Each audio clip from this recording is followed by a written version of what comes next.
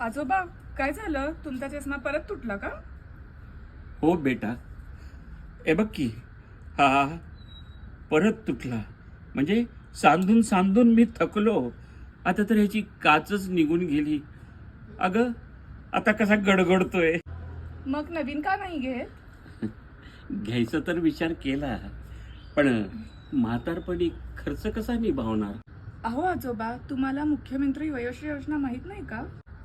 सरकार तुमच्यासारख्या वयस्कर लोकांच्या मदतीला आलंय ना.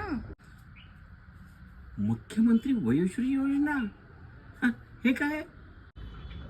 अहो, या योजनेत 65 वर्षावरील सर्व ज्येष्ठ नागरिकांच्या बँक खात्यामध्ये दरवर्षी 3,000 रुपये जमा होणार आहेत. तुम्ही चष्मा, श्रवण यंत्र, वॉकर, व्हीलचेअर अशा आवश्यक साधनांसाठी ते पैसे वापरू शकता.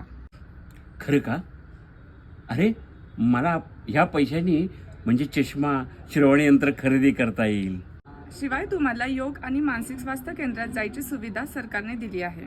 तिथे तुमचे मन शांत आणि प्रसन्न ठेवता येईल. हे ऐकून बरं वाटलं.